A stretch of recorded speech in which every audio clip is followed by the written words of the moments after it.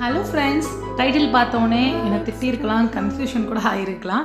என்னது திடீர் அதிரசம் எப்படி செஞ்சுருப்பாங்க அப்படின்னு பார்க்குறீங்களா? ஆமாங்க, நிறைய பேர் என்கிட்ட கேட்டிருந்தீங்க, கடை அதிரச மாவு நல்லா இருக்குமா, செஞ்சு பாருங்கள், செஞ்சு பார்த்துட்டு எங்களுக்கு சொல்லுங்கன்னு கேட்டிருந்தீங்க. ஸோ நான் தான் உங்களோட சோதனை இல்லையாச்சே, அதனால் வாங்கிட்டேன். இந்த இது பார்த்திங்கன்னா, நான் சூஸ் பண்ணியிருக்க பேக் குழு வந்து ஒரு 50 ருபீஸ் தான். இதுக்கு வந்து 7 to 8 வரைக்கும் அதிரசம் வருது. நீங்கள் பிடிக்கிற ஷேப்பை பொறுத்து இருக்குது. பட் அந்த கவரில் இருக்க அதிரசத்தோடு நான் சுட்ட அதிரசம் வந்து இன்னுமே நல்லா வந்ததுன்னு நான் நினைக்கிறேன். இப்போது இந்த பேக்கில் உள்ளதை அப்படியே கொட்டிட்டேன் ஃபுல்லாக.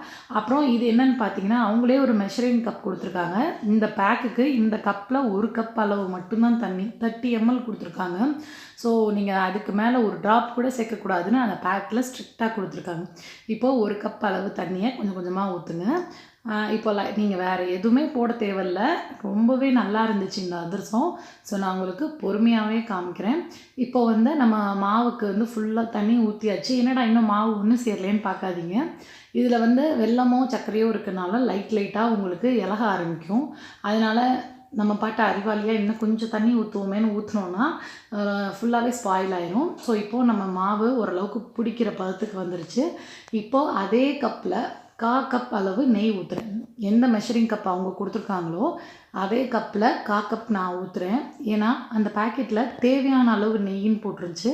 அதனால் நான் 1/4 கப் எனக்கு அவ்வளோதான் தேவைப்பட்டுச்சு.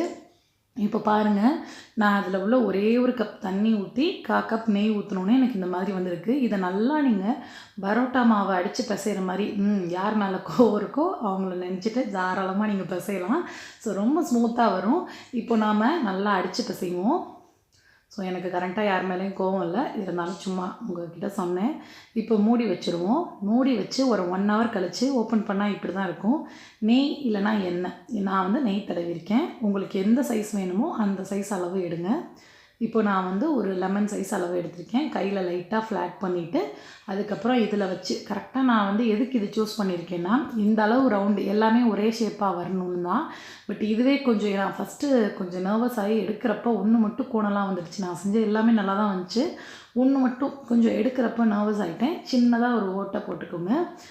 ஓட்டை விருப்பம் இல்லாதவங்க போட தேவையில்லை. இது போட்டிங்கன்னா கொஞ்சம் நல்லா வேகும். இதுதான் வந்து கொஞ்சம் பயத்தில் வந்து வேகமாக எடுத்துட்டேன். ஸோ லைட்டாக கோணிக்கிச்சு. அடுத்ததெல்லாம் எடுக்கிறது எப்படிங்கிறது நானே கொஞ்சம் ப்ராக்டிஸ் ஆகிடுச்சு. இப்போ நம்ம அதை எண்ணெயில் போட்டு எடுப்போம். இது வந்து நல்லா பொன்னிறமாக செவக்கணும், ஏன்னா உள்ளே இல்லைனா வெந்திருக்காது. இந்த தெரியாமல் நான் இந்த கரண்டி போட்டேன். இது மாதிரி நீங்கள் போடாதீங்க. ஏதாவது ஸ்மூத்தாக இருக்க கரண்டியாக போடுங்க. இது மாதிரி போட்டிங்கன்னா லைட்டாக அதில் கீரல் விழுந்தால் கூட ரொம்ப ஆயில் அப்சர்வ் பண்ணுறதுக்கு வாய்ப்பு இருக்குது. ஏன்னா ஒரு அதிரசம் அந்த மாதிரி ஆயிடுச்சு. ஸோ நான் என்ன தப்பு செஞ்சுருந்தாலும் நீங்கள் இதில் சொல்லிட்டா ரெக்டிஃபை பண்ணிக்குவீங்களா, அதுக்காக தான் அதுவும் சொல்லிட்டேன். இப்போ நமக்கு ஓரளவுக்கு நல்லா பொன்னிறமாக வந்துருச்சு. இன்னும் கலர் சேஞ்ச் ஆனோடனே எடுத்துடலாம். ஸோ அதிரசம்லாம் லைட்டாலாம் இருந்தால் நல்லா இருக்காது. ஸோ இப்போ நமக்கு பொன்னிறமாக வந்துருச்சு. இது நான் எடுத்துட்டேன். இன்னும் கொஞ்சம் உள்ளதையும் போட்டுட்டு உங்களுக்கு லாஸ்ட்டாக மொத்தமாக காட்டுறேன். இதில் வந்து முக்கியமான ஒரு பங்கு பார்த்திங்கன்னா, அந்த தண்ணி கரெக்டாக 1 கப் தண்ணி மட்டும்தான் ஊற்றணும். அதுக்கு மேலே ஊற்றுனீங்கன்னா ரொம்ப இலகி எண்ணெயில் போட்டால் பிரேக் ஆகிறதுக்கு வாய்ப்பு இருக்குது. நான் எடுத்த பிராண்ட் பேர் ஆஹா அதிரசம் மிக்ஸு. அது வந்து பவுடரில் தான் இருக்குது. நாம் தான் இந்த மாதிரி தண்ணி ஊற்றி ரெடி பண்ணணும். ஸோ நீங்கள் எந்த பிராண்ட் வேணாலும் வாங்கிக்கோங்க. ஜஸ்ட் நான் வந்து உங்கள்கிட்ட இது சொன்னேன். இன்னும் 2 வந்து வைக்க இடம் இல்லாத கீழே வச்சுட்டேன். மொத்தம் 7 வந்துச்சு. ஸோ அதிரசம் சுட டைம் இல்லாதவங்க இந்த மாதிரி கூட செஞ்சு சாப்பிட்லாம். கடையில் உள்ளதும் நல்லா தான் இருக்குது. ட்ரை பண்ணி பாருங்கள். தேங்க்யூ.